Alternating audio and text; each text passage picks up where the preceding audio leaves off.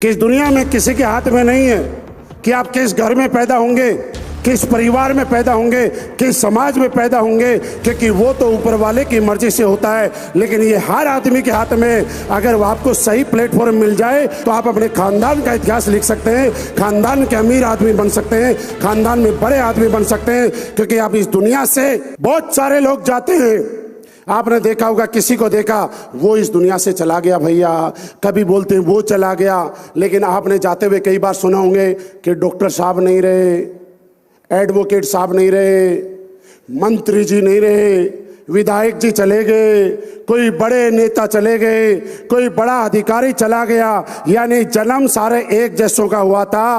रास्ते के अंदर हमारी जो जीवन था उसमें जिस आदमी ने जैसी प्रोसेस किया, जैसा काम किया, वैसे वैसे वो अपने नाम के साथ इस दुनिया से गया। फर्क इस बात से पड़ेगा कि आप इस दुनिया से जाते हुए अपनी क्या पहचान लेके जाना चाहते हैं। ये सिर्फ आपके हाथ में है। और मैं आपको बताऊं कि लोग ये बोलते हैं, यहाँ पे कई लोग बोल रहे थे कि मेहनत करनी पड़ेगी। मैं आपको दोस्त आज एक चीज बताना चाहता हूं, मेहनत करने से कभी कामयाबी नहीं मिलती है जब तक आपके पास सही प्लेटफॉर्म नहीं हो। मेहनत तो रिक्शे वाला भी करता है, मेहनत तो एक किसान भी करता है। गर्मी के अंदर मई जून का महीना खेत में काम करता है, दिसंबर जनवरी का ठंडा महीना खेत में काम करता है।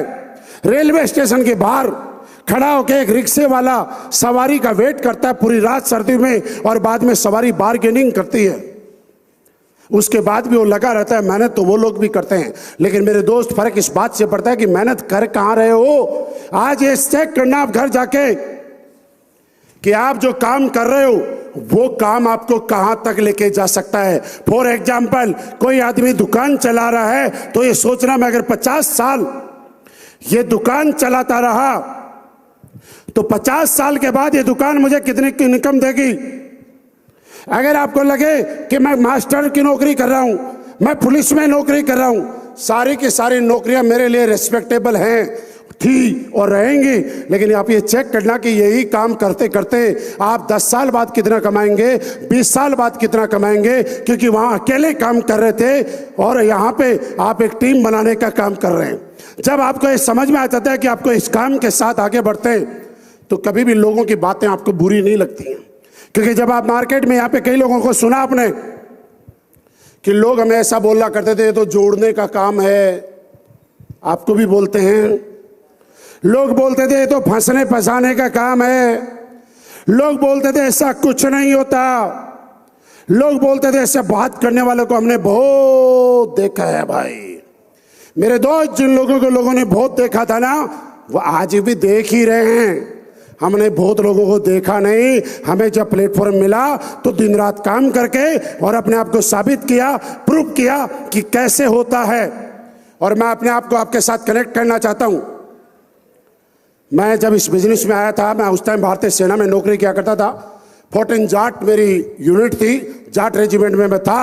और आपको एक चीज बताऊं, सेकेंड हैंड साइकिल लेके यहाँ पे बैठे हुए कई लोग होंगे जिनके पास आज बाइक होगी, अपनी सेकेंड हैंड कार होगी, कोई छोटा मोटा साधन होगा। लेकिन जब मैंने बिजनेस शुरुआत की थी, हमारे पास एक 400 रुपए की सेकेंड हैंड साइकिल हुआ करती थी।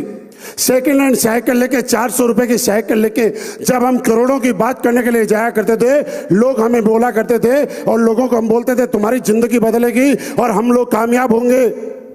ऐसे देख के बोला करते थे पहले अपनी तो बदल लो, क्योंकि साइकिल वाले की जिंदगी कभी बदली हुई नहीं होती है दोस्त। लेकिन ये बात है कि आपका पास्ट क्या था इस बात से फर्क नहीं पड़ता, लेकिन आपके दिमाग में क्या बनना चाहते हो ये अगर क्लियर है तो आप रियली रईस बन सकते हो, करोड़पति बन सकते हो। आज असली बेस्ट वेलनेस की आप बात करो, देखिए 9 नवंबर 2014 से हम लोग काम कर रहे हैं।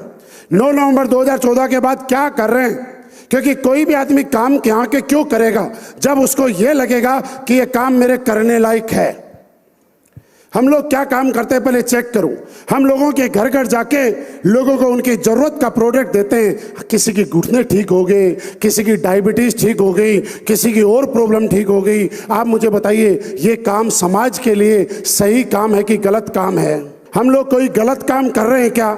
मैं कहता हूं कि इन लोगों ने सिर्फ मेहनत की है, इनको एक प्लेटफॉर्म असली पे वेलनेस ने दिया, वही प्लेटफॉर्म जो आज आपको मिला है। आज अगर हम लोग नहीं कर पाए, आपका परिवार जिंदगी भर आपको कोसेगा कि बेटा मौका तो आपको भी मिला था। मैं जब इस बिजनेस में आया था, मैं आपको बताऊं कि लाख रुपए महीना कमाने आया था। ध्यान से सुनना, मेरी जिंदगी में कभी नहीं था कि मैं लाखों रुपए महीना कमाऊंगा। मैं तो लाख रुपए महीना कमाने के लिए आया था। 5-6 हज़ार रुपए की नौकरी थी, सरकारी नौकरी, बढ़िया जिंदगी सेट थी। सुबह ड्यूटी पे जाते थे, जिस दिन रात की ड्यूटी होती थी रात की करते थे, दिन की ड्यूटी होती थी दिन की करते थे, और बढ़िया अपनी जिंदगी चल रही थी। लेकिन किसी ने सपने दिखाए और अपने आप पे भरोसा किया, और करते करते करते करते आज जब किसी को बताते हैं ना कि भाई साहब लाख नहीं कमाते, हर महीने 60-70 लाख रुपए कमाते हैं।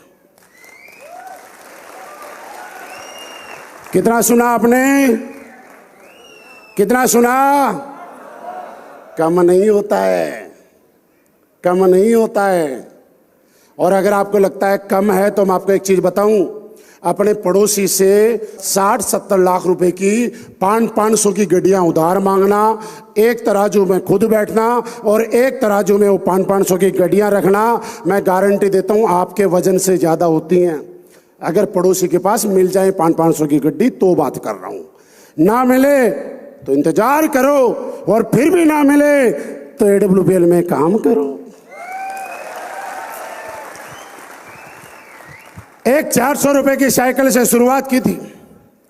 जब मैंने इस बिजनेस की शुरुआत की, मैं सिर्फ एक मारुति खरीदने के लिए इस बिजनेस में आया था।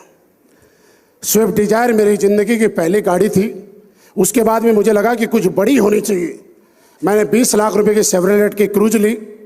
उसके बाद में मुझे लगा कि कोई ऐसी गाड़ी होनी चाहिए जो हिंदुस्तान के अंदर कोई देखे और जहां से निकले तो लोग ऐसे मुड़ के देखें कि कोई रईस गया है। तो मैंने जैगवार कार ली, और जब जैगवार ली तो लोगों को लगा कि जैगवार भी आ सकती है। मैंने कहा आई। कुछ समय मैंने जैगवार चलाई, मेरी जिंदगी के कार के सारे सपने पूरे हो गए, और मुझे लगा कि अब क्या करना चाहिए। कई दिन हो गए मैंने गाड़ी नहीं ली, लेकिन मेरा मन कर रहा था कि क्या करूं। तो मैंने जीवन में मेरे टीम में बहुत सारे लोगों को ऑडी दिलाई, BMW दिलाई, मर्सिडीज दिलाई, और मैं एक छोटा सा खिलौना खरीद के लाया। उस खिलौने का कलर है येलो, और जिधर से निकलता है ना, मैं जब स्पोर्ट्स कार लेके आया 2 सीटर, तो लोगों ने बोला सर ये क्या काम आएगी, इसमें ना तो सामान आता, ना इसमें डिग्गी, 2 लोग बैठ सकते हैं, एक चलाने वाला और एक बराबर में बैठने वाला। मैंने कहा ये भी हम चॉइस करेंगे, बराबर किसको बैठाएंगे। बोला फिर आप कहीं जाओगे तो क्या होगा? मेरा एक्स्ट्रा खर्चा बढ़ गया। जब आज मेरी पोर्शे 2 सीटर मैं लेके जाता हूं तो मुझे उसके साथ चलने के लिए एक गाड़ी और चाहिए, जिसमें मेरा सामान रहता है, एक बैग, क्योंकि बैग रखने की मेरी गाड़ी में जगह ही नहीं है। लेकिन किसी रेस्टोरेंट के आगे, किसी ढाबे के आगे, किसी होटल के आगे जब गाड़ी चाय पीने के लिए मैं रुकता हूं, तो चलता फिरता कोई बच्चा अपनी मम्मी और अपने पापा की अंगुली छुड़वा के आके मेरे पास आता है, अंकल आपकी गाड़ी के साथ फोटो खिंचवा लूं। फिर उसका पापा आता है, सर एक रिक्वेस्ट थी। मैंने कहा बताओ। मेरा बेटा जिद कर रहा आपकी गाड़ी के साथ फोटो खिंचवाने की। मैंने कहा खिंचवा। और पता वो बच्चा मन ही मन क्या सोच रहा है कि भगवान पापा तो ऐसा ही होना चाहिए।